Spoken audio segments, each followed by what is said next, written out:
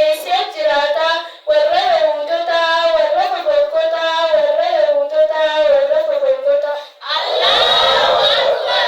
Amma haati kunoo aruusatti deemti. Hidhii diimeessitee bineensa fakkaatti. Rifeensa ol qabdee akka masqalaatti takka gubbaa baatee rabshaa uumaa deemti. Samuu hin qaanfattu waraaraasa deemti. Bifti isii ilaalte hancufa liqimsiti. Qaafiyaan rugootee dhalaan jabanaati. Qaafiyaan rugootee dhalaan jabanaati.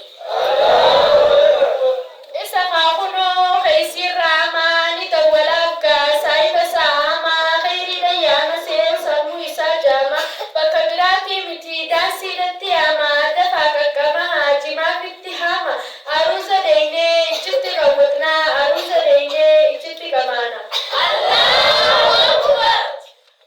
Keessiitiin kaa amma karaa guutee hachaa faanii qabduun gurree duuchitee yeroo tamda walaa isumaa ifatte haali kaan lallaaltii barisuma seetee amma dubbiin jabaannaan firraanuu dawwalte amma dubbiin jabaannaan firraanuu dawwalte.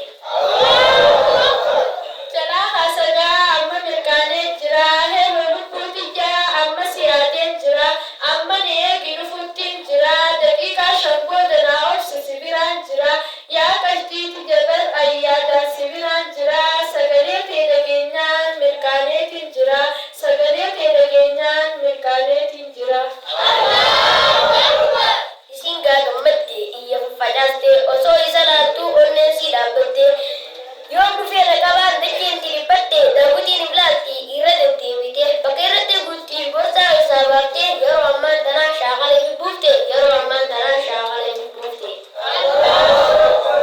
Itti dhufa gaa kofoo ifirra qabaa cimaa mismaar bobaa jala qabaa sijaaraa bisnaas ibitti as qabaa shukkaneettaa fi karameellaa isii farqa qabaa ni'achaatu deemaa isii fi as qabaa dafeetiin dhaqee lafatti qabaa dhageeffana siin jatti qeenee dhiirtisi qabaa dhageeffana siin jatti qeenee dhiirtisi qabaa. Ijaabuun uffattuu falfaltuun intalaa dhiirumaan lakkafaaf galgalaa ganama miila sii olaalte gaara fakkaattii fuula siitti buufte balaa hundi sii diimtuudha saasaa meelaala magaalaa barbaadaaf akka fibbuufte balaa har'a galgala eenyumaan nalaala ijaabuu uffadhuun intala qalqalla ijaabuu uffadhuun intala qalqalla.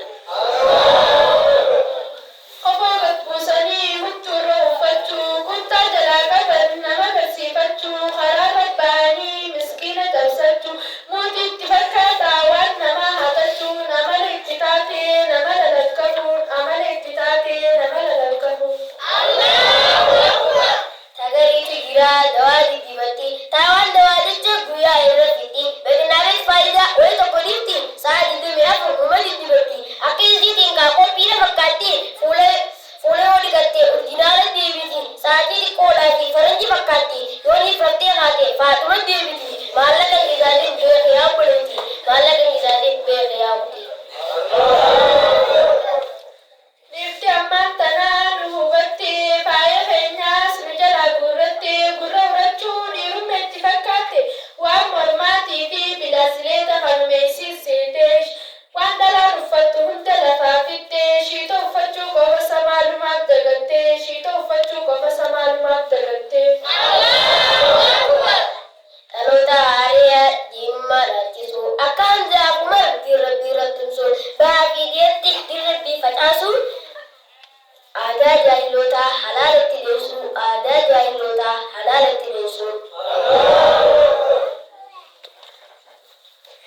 Ololoo keenyaas finnee asirratti yoo isin dheereessines dhiifama jechaati baay'ee chaw chaw ija gaddeebisaatii wassalaama